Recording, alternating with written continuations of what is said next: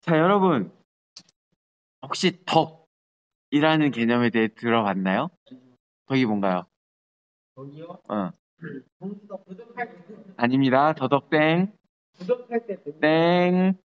덕 무슨 뜻입니까? 덕이 있다. 우리 덕이 있다고 하면 가장 유명한 사람. 어, 그 얘기도 할 수 있겠죠? 근데 보통 저는 떠오르는 건 유비를 떠올렸어요. 덕의 군주 하면 유비 이렇게 나오죠? 덕이 뭔가요? 설명하기 어려워요. 그죠? 근데 느낌적인 느낌은 알죠? 이게 사실 우리가 알고 있는 단어 중에 많은 단어가 그래요. 우리가 어떤 느낌인지 아는데, 뭐 이제 초딩이 와서 형 덕이 뭐야? 그러면 그런 거 있어 이렇게 말하게 되는 그런 게 있어요. 덕은 이제 표준국어 대사전에 네 개의 뜻이 붙어 있어요. 읽어볼게요. 도덕적, 윤리적 이상을 실현해 나가는 인격적 능력. 두 번째, 공정하고 남을 넓게 이해하고 받아들이는 마음이나 행동. 세 번째, 베풀어준 은혜나 도움. 이거 은혜나 도움 자체를 덕이라고 해요. 누구 덕을 받다 이렇게 얘기할 때도 그 덕이죠. 그 다음에 착한 일을 하여 쌓은 업적과 얻은 덕. 뭐 덕을 쌓아야 뭐 내세 평안이 깃든다. 뭐 이런 얘기할 때 그때가 덕이죠. 지금 말한 덕. 근데 사실 그냥 들어서 잘 모르겠죠. 왜냐 국어 사전에는 우리가 읽으면서도 무슨 뜻인지 머리 남지 않는 신기한 힘이 있어요. 이 덕이 영어로 찾아보면 제가 영어 발음은 좋지 않지만 감안하고 들으세요. 벌추라는 단어로 나오는데 가끔 굿니스로 번역되기도 합니다. 굿니스는 알겠죠? 좋아요. 좋아요 아니고 좋은 것. 좋아요는 조금 동사가 그게 다르죠, 형태가. 네. 덕은요, 아주 쉽게 말하면 이 굿니스, 좋은 거예요. 좋은 것을 덕이라고 해요. 근데 그 중에서도 지금 설명들 쫙 보면은 느껴지는 게 뭐가 있냐? 관계 속에서 좋은 거예요. 봐봐요. 제가 좋아하는 게 있을 거예요. 먹는 것도 좋아하는 게 있을 거고, 옷도 좋아하는 게 있어요. 이럴 때도 굿니스를 써요. 근데 이런 걸 덕이라고 하진 않아요. 덕은 좋은 것 중에서도 우리 관계 가운데서 좋은 것, 아까 이제 설명들을 다시 돌아봅시다. 그런 의미에서 도덕적, 윤리적 이상을 실현하는 인격적 능력. 그리고 인격적 능력은 사실은 관계 가운데 드러나죠. 공정하고 여기서 아예 남이라는 표현이 나왔어요. 남을 넓게 이해하고 받아들이는 마음이나 행동. 근데 지금 넓게 이해하기 굉장히 어렵네요. 둘이서 뭐 하시는 거예요? 그렇죠? 네, 덕을 좀 행할 수 있게 좀 도와주세요. 이 덕이 관계 속에서 좋은 것이에요. 착한 일을 하여 쌓은 업덕이나 얻은 덕, 이것도 다 착한 일. 서로 다른 사람과 관계에서 있는 좋은 것, 착한 일이에요. 이게 덕이에요. 시작을 어려운 이야기로 했는데, 바로 이제 눈을 감으려 그러니까, 조금 더 쉬운 이야기로 들어가 볼게요. 여러분, 환승연애라고 들어봤어요? 안 들어봤어요? 연애를 들어본 적도 없다고요? 저분 얘기 잠깐 빼놓고, 환승연애라고 들어봤어요? 연애는 들어봤죠? 환승도 들어봤죠? 환승. 지하철역을 갈아타는 게 환승이죠. 지하철역을 갈아타는 거나 버스에서 지하철을 갈아타거나 이런 걸 환승이라 그래요. 갈아타는 거예요. 그럼 환승 연애는 뭐겠어요? 갈아탄 연애입니다. 갈아탄다는 말은 뭐예요? 아, 죄송합니다. 네, 죄송합니다. 왜 죄송하다고 하는지 이따 나올 거예요. 네, 환승 연애는 갈아탄 연애는 갈아탄다는 거는 봐봐요. 제가 아침에 버스를 타다가 저녁에 지하철 타는 걸 갈아탄다 그러지 않아요. 그 사이에 텀이 충분히 있을 때 갈아탄다 그러지 않아요. 환승은 텀이 없는 거예요. 환승 할인 얼마큼 걸려요? 30분 안에 환승 할인해야지 할인이 되죠. 이것처럼 짧은 텀 안에 갈아타는 것을 환승이라 그래요. 환승 연애는 그게 짧은 텀 안에 여기서 헤어지고 그다음에 누군가 만나는 걸 환승 연애라고 해요. 그럼 이제 여기에 대한 의견을 물어보려고 했는데 너무 한 분의 강한 의견이 나왔기 때문에 아마 다른 의견은 나오지 않을 거라고 생각해요. 그렇지만 혹시 몰라서 물어볼게요. 환승 연애에 대해서 어떻게 생각하세요? 가능하다, 쓰레기다. 네. 어떻게 생각하세요? 원상이 어떻게 생각하세요? 아니, 눈치 보지 말고 솔직히 얘기해요. 아, 그래요? 한승연애 아세요? 지금 설명했, 아니, 지금 설명을 했는데, 이거 연애하다가 바로 이제 끝내고 갈아타는 거예요. 다른 사람으로. 어떻게 해요? 가능하다. 쓰레기다. 아닌 것 같아요. 아닌 것 같아요. 제가 아까 사과를 했는데 제가 환승연애 해본 적이 있어요. 아, 네. 그래서 이상하다고 했는데 네, 뭐 드릴 말씀이 없네요. 네, 환승연애에 대해서 그 당시 어떤 생각을 갖고 있었냐? 아니, 어차피 양다리 걸치는 것도 아니고 확실하게 정리하고 가는 거 아니냐. 이렇게 생각을 하고 있었어요. 근데 이제 제가 그 당시라는 표현을 쓰는데 지금은 그런 생각을 갖고 있지 않습니다, 여러분. 저에 대해서 오해하지 말기 바랍니다. 저에게도 어린 시절이 있었고 그 어린 시절에 여러분들이 표현하는 그 쓰레기와 같은 일들을 행할 수도 있었어요. 여러 가지 일들이 있었는데 네. 근데 봐봐요. 여기서 왜 쓰레기라는 표현이 나오냐면 결국은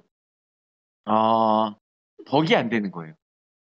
상대방이 이제 봐봐요. 어떻게 딱 윤리적으로서 이제 윤리적인 기준이라는 것도 계속 바뀌지만 뭐 양다리도 아니고 이런 생각을 할 수도 있지만 동시에 사실은 그렇게 헤어진 사람에 대한 생각, 배려가 전혀 없는 거예요. 그리고 환승연애는 사실 보통 환승연애가 이루어지기 전에 그 전에 뭔가 썸이 있다는 거죠, 사실은. 썸이 있다가 썸이 있으니까 여기 끝내고 여기로 그다음에 이제 바로 넘어가든가 조금 두고 넘어가는 이런 식이 되니까 사실은 마지막이 어떻게 보면은 좋지 않은 부분들이 있죠. 다시 덕으로 돌아오겠습니다. 다시 눈 감으면 안 돼요. 다시 덕으로 돌아와서 이 덕의 구체적인 의미는 사실은 동양과 서양이 다 달라요. 그리고 어떤 집단마다 덕의 개념이 달라요. 이게 해석을 하지만 갖다 붙이지만 사실 동양적인 철학에서 발전해온 덕의 개념이 있고 서양적인 철학에서 발전해온 덕의 개념이 있어요. 그래서 그냥 그렇게 단순히 배치시키는 것은 그 맥락을 다 무시하는 건데 어쩔 수 없이 이렇게 배치를 시키는 거예요. 비슷한 거를. 근데 교회에서도 덕이라는 개념이 있어요. 교회에서 덕은 어떤 개념이냐? 이것도 사실은 구체적으로 있어요. 그 의미와 맥락이 있는데 쉽게 말하면 교회 안에서 교회가 공동체잖아요. 공동체의 유익을 추구하는 게 덕이에요. 이거는 물론 성경학자들마다 또 얘기 다를 수 있어요. 근데 오늘 이 정조원 전도사가 이야기하는 교회에서 말하는 덕이란 공동체 유익을 구하는 거다. 그게 덕이에요. 만약에 이제 제가 뭐 우통을 벗는 게 난 시원해서 우통을 벗을 수 있어 이렇게 얘기할 수 있는데 만약에 여러분들이 보기에 더러워 막 이런 생각이 들어. 그러면 공동체 덕이 안 되는 거죠. 이런 거예요. 혼자 있을 때는 자기 마음대로 해도 돼요. 근데 같이 모였을 때는 공동체 안에서 무엇이 유익이 되는지 아닌지를 살펴보아야 돼요. 이 덕의 문제가 들어간 가장 대표적인 이슈가 뭐가 있을까요? 교회 안에서. 뭐가 있을까요? 질문에 질문으로 답하는 것은 어디서 배운 버르장머리입니까? 네? 아, 참. 삶의 뒤에 지혜는, 네, 여기까지 이야기하겠습니다. 제가 덕을 끼치기 굉장히 어렵습니다.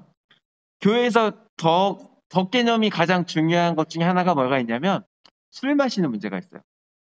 자, 술 마셔도 됩니까? 안 됩니까?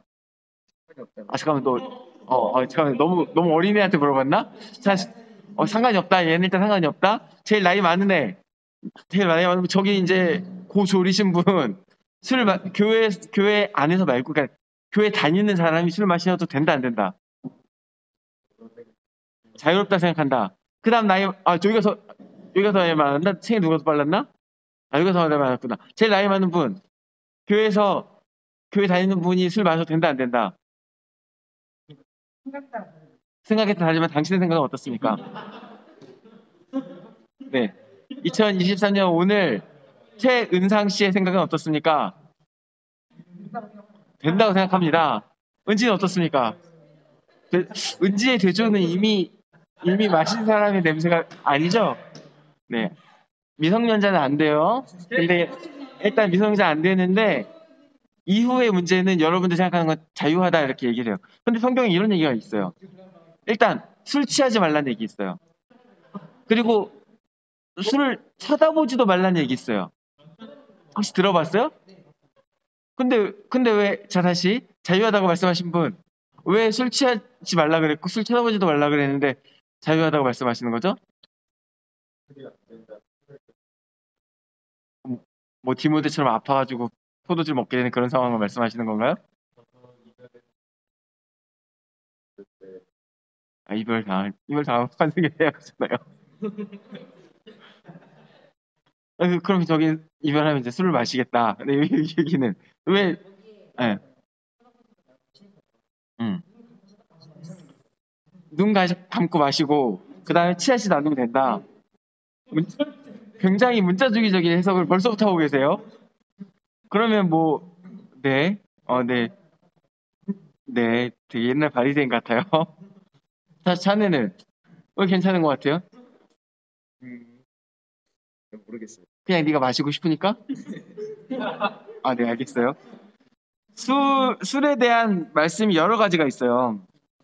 근데 아까 말한 것처럼 쳐다보지도 말란 말도 있고 그리고 이제 취하지 말란 말씀도 있고, 근데 한편으로는 예수님께서도 포도주를 마시셨고, 그지? 그 다음에 또 한편으로는 그 디모데에게 바울이 포도주를 마시라고 말하는 구절도 있어요. 그래서 이 성경 안에 있는 술에 대한 구절이 어떻게 보면 다양한 내용이 있기 때문에 이슈가 돼요. 논쟁이 돼요. 이게 맞다 저게 맞다 이렇게 돼요. 근데 사실은 항상 성경을 볼 때는 맥락을 봐야 돼요. 구절의 맥락이 있어요. 일단 술 취하지 말라는 말씀은 어떤 맥락에서 나오는 말씀일까요? 질문 금지. 어떤 맥락에서 나왔을까요?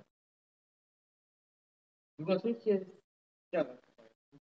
술 취하지 말라는 말과 같이 붙어서 나온 이야기가 방탕하지 말라예요.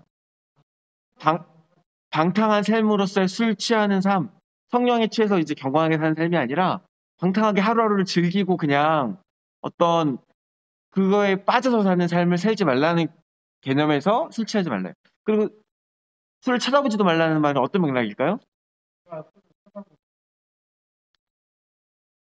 이거는 잠언의 말씀인데요. 잠언의 말씀은 지혜자가 어떤 지혜를 주는 말씀이에요.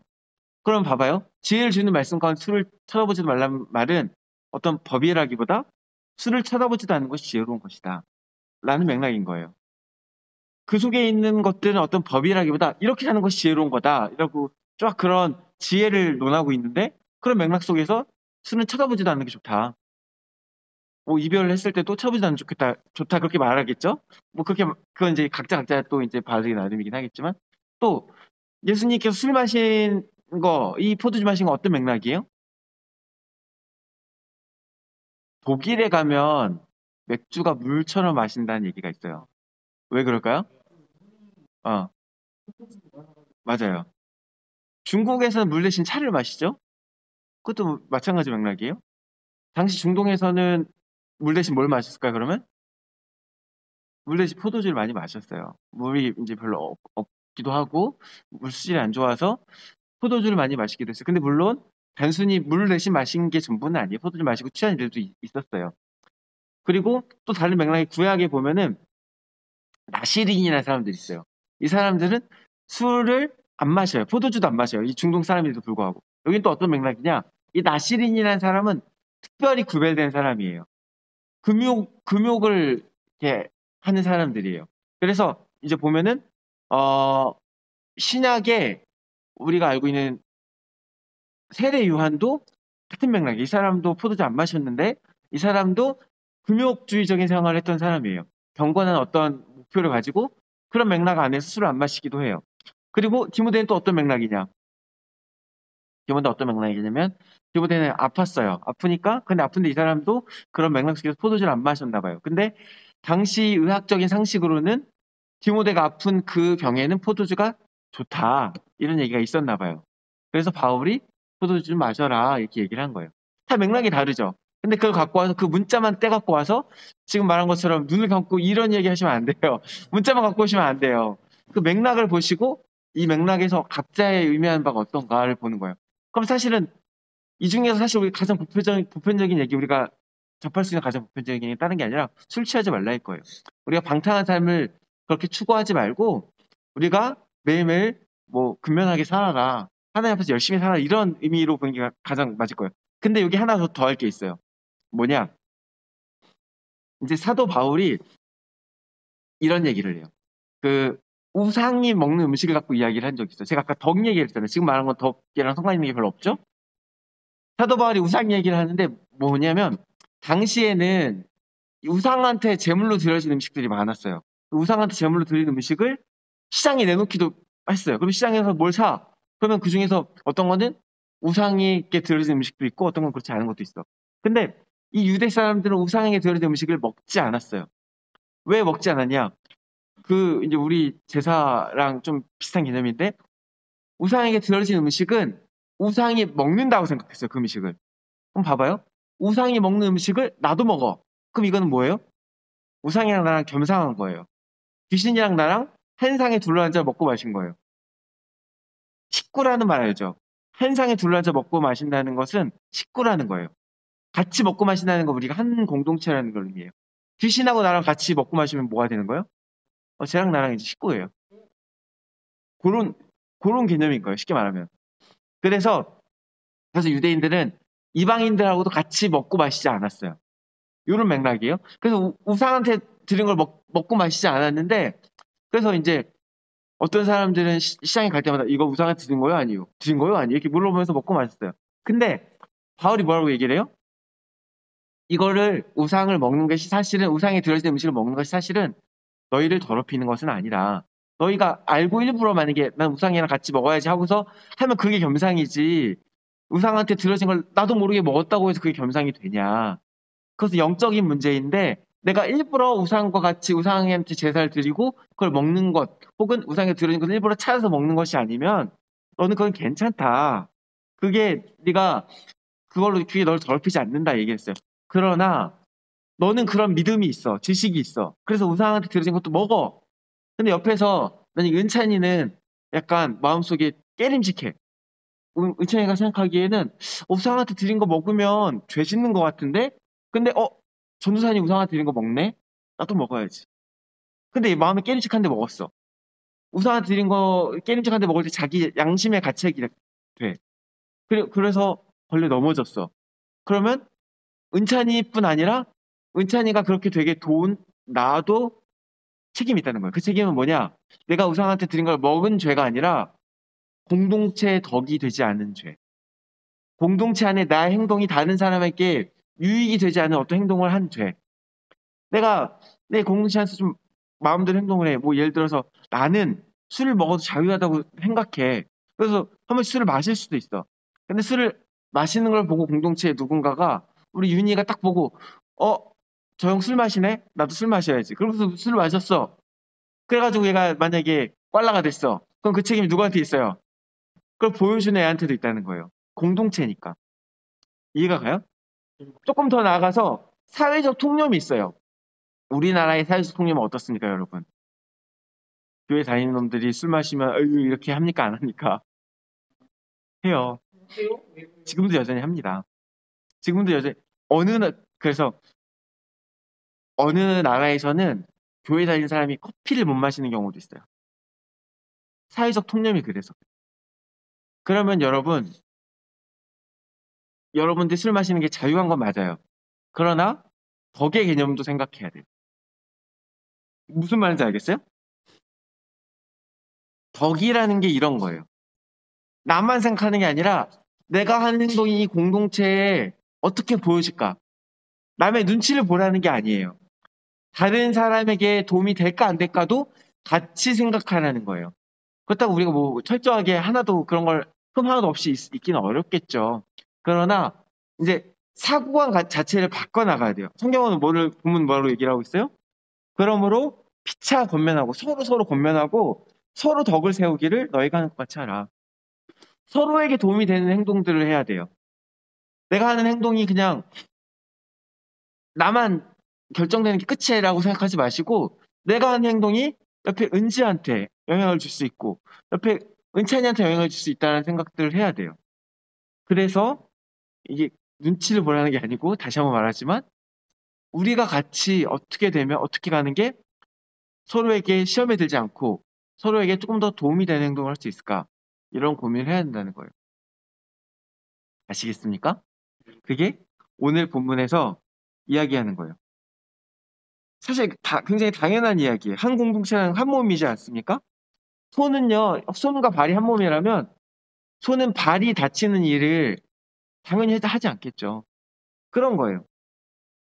나만 생각하는 것이 아니라 우리를 생각하는 거예요. 이 덕이라는 개념을 마음에 담아두고 나뿐 아니라 우리 공동체를 위해서 생각하면서 살아가는 여러분, 그리고 제가 되기를 주님의 이름으로 축원합니다.